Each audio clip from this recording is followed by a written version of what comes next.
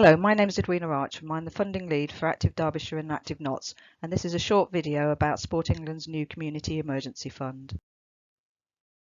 For this session, we'll just have a look at some initial observations about the fund. We'll also have a look at the criteria and an overview of the fund.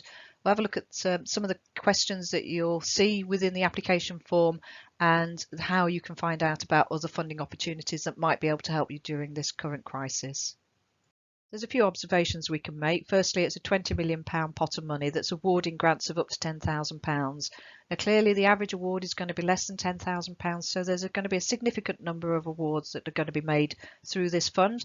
However, competition is going to be high. I'm making this recording as of the 3rd of April, and the fund was launched on the 31st of March, and I know within a day and a half of them launching the funds that they'd already had over 1,100 applications. So it's a very, very popular fund. There's a lot of competition for it. There are several ways to look at this. Firstly, there appears to be a huge need for this fund, and also there appears to be a little bit of panic around in terms of accessing it. However, I have heard that one or two of those initial applicants have regretted being a little bit too hasty, and they feel that they could have prepared a better application if they'd just given it a little bit more consideration. Now, this is a really important point to make because currently you can only submit one application to this fund. There is also a need for applicants to have exhausted whether other government funding opportunities are available at the moment. So if you go onto Sport England's website that details the information about this fund, they have included links that you can click through to see what those other funding opportunities are.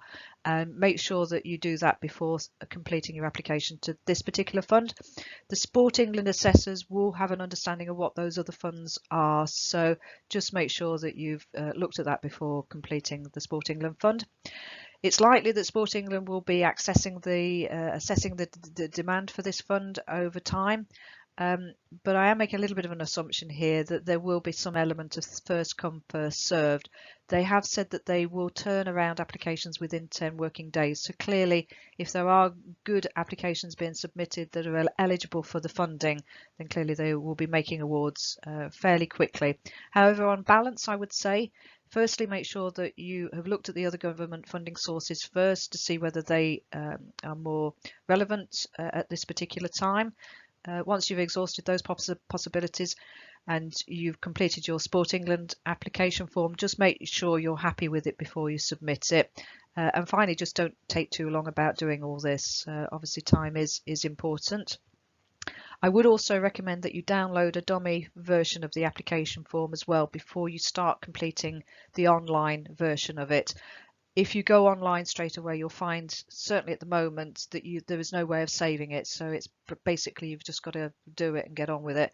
However, if you download a dummy application of it, which can be found on their website, on the web page for this fund, it's towards the bottom of the web page, you will at least have some time to prepare your answers and make sure that you've got a good bid together before you submit it. I think that's really important. It's worth having a look at the purpose of the fund. Clearly, it's an immediate response to the current coronavirus crisis. It's targeted at those organisations that are of highest financial need. However, you do not have to be an organisation that's previously been funded through Sport England, so it's open to non-Sport England funded organisations as well. They do recommend that if you're already in receipt of Sport England funding, for example, perhaps through the Community Asset Fund or the Small Grants Programme, that you get in contact with your case or relationship manager at Sport England before you apply. Their contact details should be on previous correspondence that you've received from Sport England, and then they will be able to discuss the options with you. If you haven't got that paperwork at hand, just give Sport England a call and I'm sure they'll be able to put you through to the correct person. The fund's open to local sports clubs. It's also open to the voluntary and community sector, as well as those voluntary and community sector organisations that deliver sport or physical activity. It's also open to small charitable trusts, as well as regional or county level organisations or leagues. However, it's not open to local authorities, and that includes town and parish councils. It's also not open to schools, colleges or universities or commercial sport and physical activity providers, for example, private gyms. It's not open to leisure operators or individuals who are either employed or self-employed within the sport and physical activity sector. The fund can support quite a range of costs, those ongoing running costs. So for example, your rent, utility costs, which could include insurance costs or your gas, electricity, that sort of thing, facilities or group hire. It can cover core staffing costs, including casual staff, but that's the staffing costs that aren't covered by other government schemes. So as I mentioned earlier, do make sure that you have a look at the link on Sport England's website, which will take you through to the relevant pages in terms of what other government funding is available. They can fund retrospective losses from the 1st of March of this year, but clearly not before that. So this is when the current crisis started to take hold. In terms of the things that can't be funded, so it's activities or costs, as we mentioned, that are already covered by other government funding opportunities, and that includes the rates. It can't fund new activities or events or capital works or costs at this point beyond the end of July 2020. Now, Sport England have said that they will be continuously reviewing the current crisis, so there may be an extension to this funding at some point in the future, but at the moment the programme only funds costs between the 1st of March through to the end of July. Sport England's looking to make awards of between £300 up to £10,000, and in exceptional circumstances they may make awards over £10,000, but that would be by exception. I would strongly recommend that when you're looking at the finances that you need to be covered over this period, that you refer to previous financial records so that you can make a good estimate of the kind of costs that you will be incurring over this period. And the period is between the 1st of March up to the end of July, and also the sort of income that you would have expected to receive over this period of time. The assessment period, in terms of how long Sport England will take to look at the applications and turn them around, they have said that they will be trying to turn them around within 10 working days. Now, as mentioned earlier, they've had a significant number of applications already, so it remains to be seen whether they will be able to turn applications around in that time scale.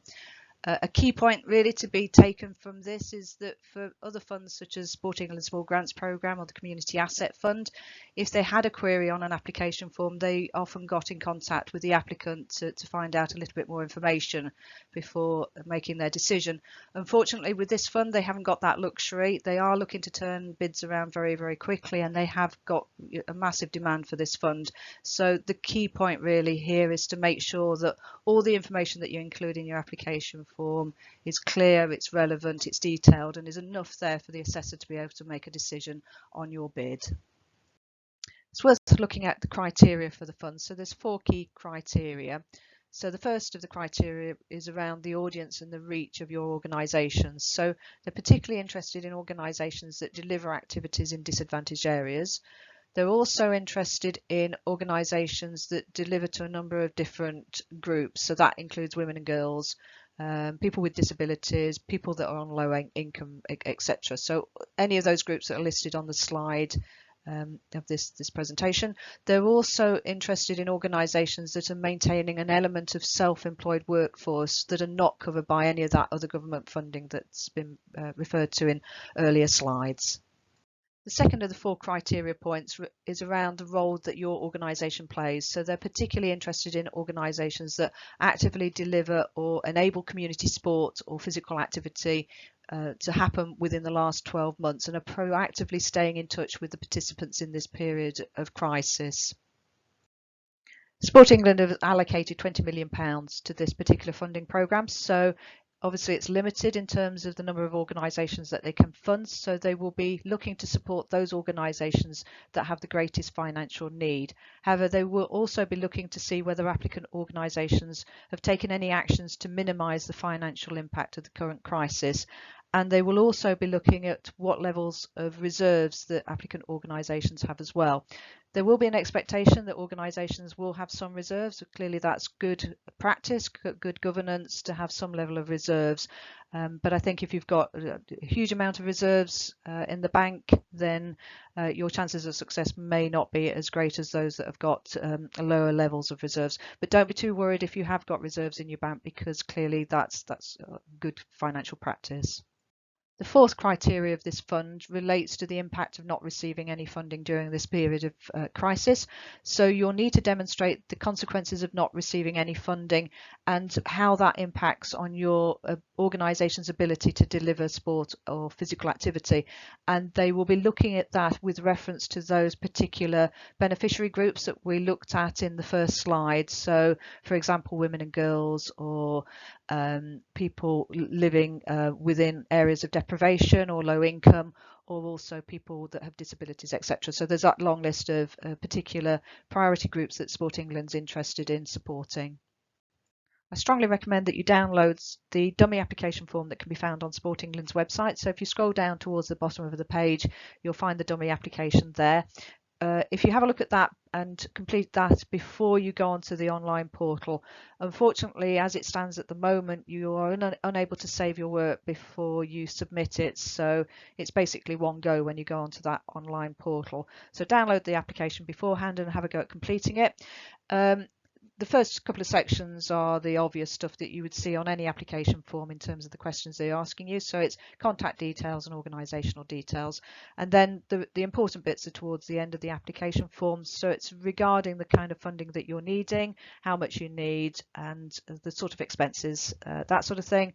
And then there's a section regarding related information. So that's asking about you to describing the work that you do, the sort of activities that you've done in the last 12 months, what efforts you're doing to stay in touch with your participants during this period of lockdown, what would the consequences be if your organisation wasn't successful in securing the funding, and if there's any other support or guidance that would help you at this time. If you're working with Active Derbyshire or Active Notts at the moment, in any form, whether you're within one of our priority areas or you're receiving, for example, young people's funding, etc., make sure you make reference to that within your application form as well. Sport England is very aware of the work that we're doing within priority areas and with priority groups, so that will be of interest to them.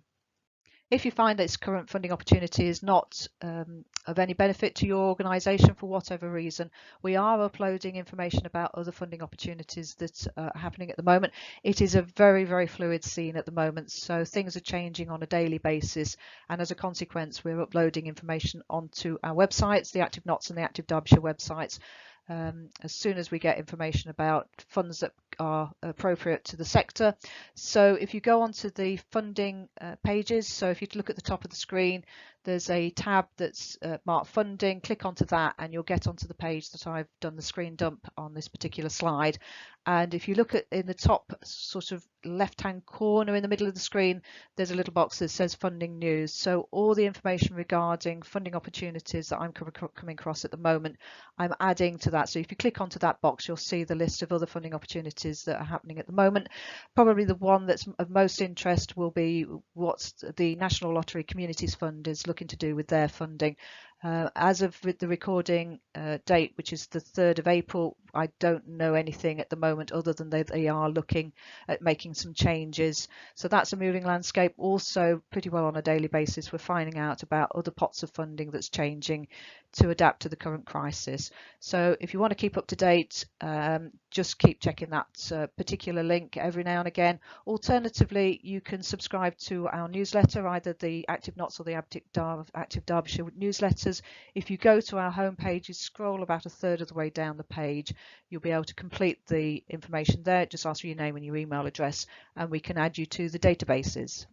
Thank you for listening to this presentation. I hope you found it useful. For further information about this fund, just go to Sport England's homepage. If you want to contact me about anything, my email address is detailed on this slide along with my telephone number. Thank you for listening.